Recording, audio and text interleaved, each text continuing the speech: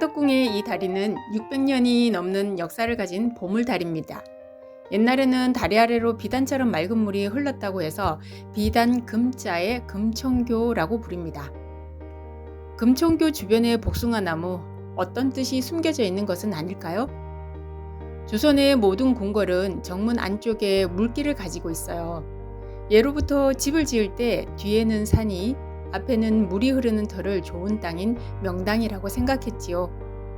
명당수는 집 안으로 들어오려는 모든 나쁜 기운을 막아준다고 생각했습니다. 복숭아나무에서도 명당수의 의미와 비슷한 이야기를 찾아낼 수 있습니다. 복숭아나무를 귀신을 쫓아내는 나무로 여긴 이야기인데요. 옛날 중국에 태양을 쏘아 떨어뜨릴 정도로 활의 명수였던 예라는 인물이 있었습니다. 그런데 그는 배신한 제자가 휘두른 몽둥이에 맞아 죽게 되었죠. 그 몽둥이가 바로 복숭아나무 몽둥이였는데요. 그래서 얘는 귀신이 되어서도 복숭아나무를 가장 무서워했다고 합니다. 그때부터 복숭아나무 가지를 이용해 귀신을 물리쳤다는 이야기가 전해지게 되었나 봅니다. 이런 까닭에 제사를 모시는 사당에는 복숭아나무를 심지 않았으며 제사상에도 복숭아는 절대 올리지 않는다고 했죠. 금총교 주변의 복숭아나무도 궁궐에 들어오려는 나쁜 기운을 물리치는 나무 아니었을까요? 물가에 초록빛을 띤 보들보들 버드나무도 보입니다. 개울가 등 습기가 많은 곳에 자리를 잡아 빨리 자라는 버드나무는 홍수 때 둑이 무너지는 것을 막는 데 이용되었죠.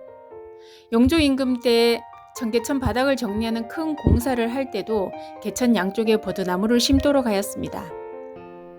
축축한 땅을 좋아하여 개울가나 호숫가에 흔히 보이는 버드나무는 항상 습기가 가득한 몸으로 살다 보니 잘 썩어서 보통 오래된 버드나무에는 커다란 구멍이 있는 경우가 많습니다.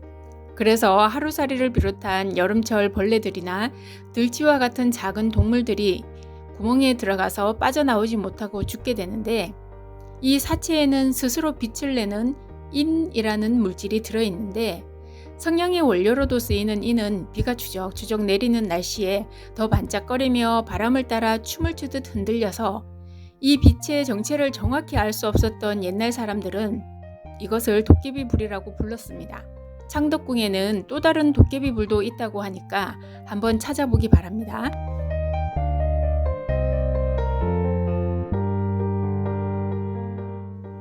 나무는 봄에 싹이 나고 여름에 꽃이 피고 가을에 열매를 맺고 겨울이면 휴식을 해야 하는데 사계절 언제나 피어있는 꽃이 있습니다. 바로 창덕궁에 피어있는 오얏꽃인데요. 진짜 꽃이 아니라서 실망한 건 아니죠. 오얏은 여러분이 여름에 즐겨 먹는 자두의 또 다른 이름입니다. 창덕궁의 얼굴이나 다름없는 인정전에 오얏꽃이 등장한 이유가 있을까요?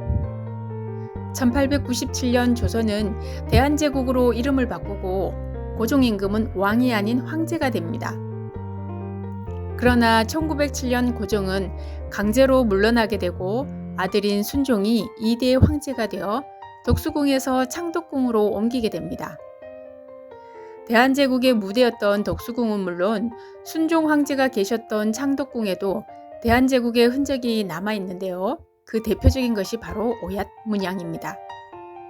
어떤 이유로 오얏꽃이 황실을 대표하는 문장으로 선택되었는지는 알 수 없지만 조선의 왕들은 성이 모두 오얏 리씨죠. 아마도 그런 이유로 선택되었을 가능성이 크다고 생각됩니다. 현재 창덕궁에는 두 그루의 진짜 오얏나무도 자라고 있습니다. 인정전의 오얏꽃과 두 그루의 진짜 오얏나무 정도는 시간을 들여 찾아보는 것도 괜찮지 않을까요?